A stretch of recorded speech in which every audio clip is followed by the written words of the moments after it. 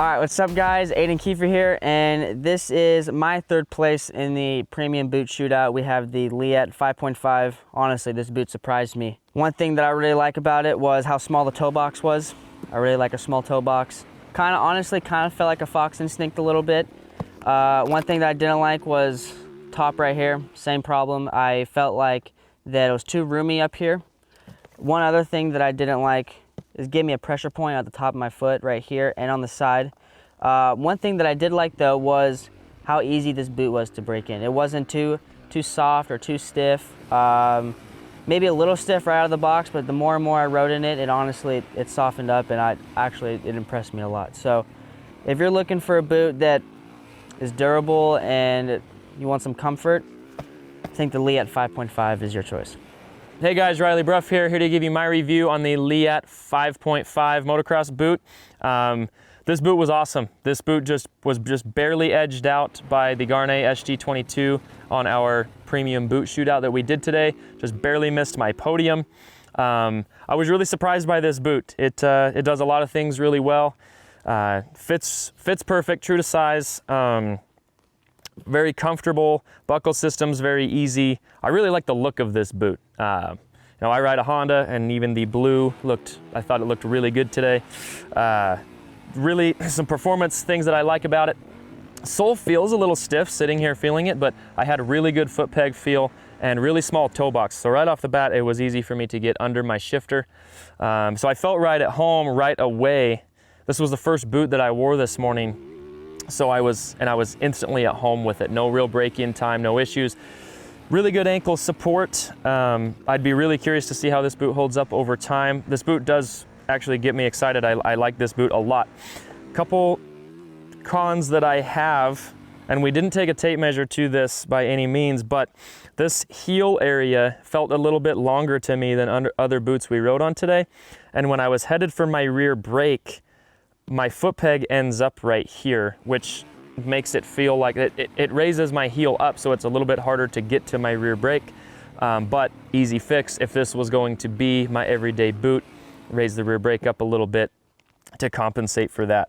Other than that, the only other con that I can really think of is I was getting a pressure point right here on the outside of my shin, kind of like I was with the Garnet. Again, though, some stuff like that is a little bit stiff when boots are brand new. It's hard to say that wouldn't just fix itself when it breaks in. The SlideLock cuff was really awesome too. The Velcro only slides one way, so it's really awesome to put the boot on nice and tight, don't get any dirt in there. It's a really cool feature that only Leatt has. Nice and grippy on the inside, maybe not as much as some others. They only have like a real rubbery material up top, so maybe a little bit slippery down low, but definitely manageable. And yeah, that's my review on the Leatt 5.5. Positives for me on the Leatt 5.5. If you're like me, I like a little bit of a narrow toe box. I don't have a very wide foot, so if you do have a wide foot, this may be a little bit small in here, in the toe box area, but I like having a little bit of a narrower toe box just to get under the shifter and make my shifts. Another aspect that I really like is the SlideLock cuff. These things do not come loose, it only goes one way, so I think that is a really nice feature. And just overall comfort. There's a couple things I look for in a boot. Protection, obviously, and then comfort, but it's kind of hard to weave those two together.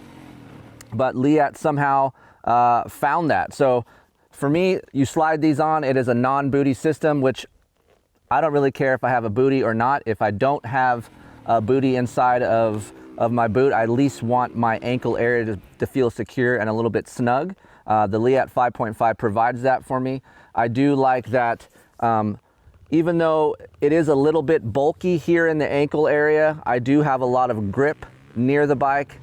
Sometimes I use grip tape on my frame, but that's neither here nor there. I still think you can still lock into your bike fairly well, even though it's a little bit wide. The plastic is, I wouldn't say seamless, so when you're moving around on your bike and gripping, you can catch these little edges on the frame when you do grip, but up here, this portion of the Leatt is very grippy, and for me, I need that just to kind of feel my way around. So overall, true to size. I'm a size 10. This is a size 10, and it fits well.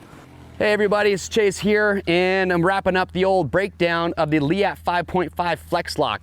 This was the surprise of the day for me in the shootout that we did. And here is why. I rode in this boot when it first came out, and in the old premium boot shootout that we did, me and some other riders complained about having a hot spot at the top of the ankle, and it was just painful.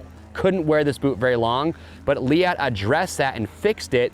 And now that they did that, when I rode in this boot today, it was really hard to find anything that I didn't necessarily like about the 5.5. It's the least expensive boot of all the premium boots.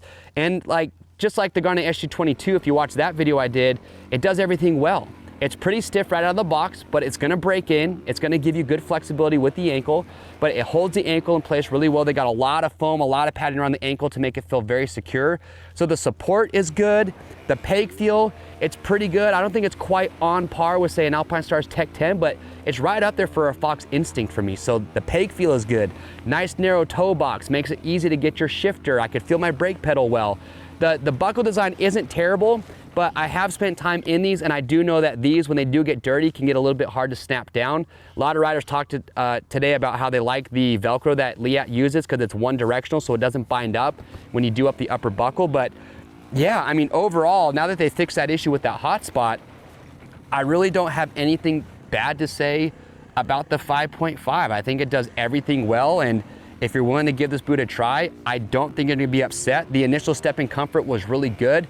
Only thing I noticed on fit was it felt a little bit narrow right here on the inside of the arch of my foot. Outside of that, I think the fit was actually really good. In fact, Riley, when he rode in these today, he had never ridden in them, and he said that this is one of the boots that also surprised him the most. So that just goes to show you that Leatt, for their first run at a premium boot, they've done a good job. I'm glad to see that they've made some revisions and updates to improve what I think needed to be, but overall, Leatt 5.5, man, solid boot, so good job, Leatt.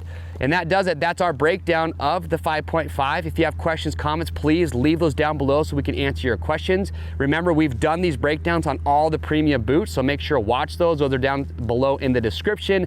Watch the premium boot shootout we've done already if you haven't. And as always, if you like this video, you want to stay up to date on it, get subscribed to the Rocky Mountain YouTube channel, and you'll never miss out. I'm Chase. We'll see you on the trails.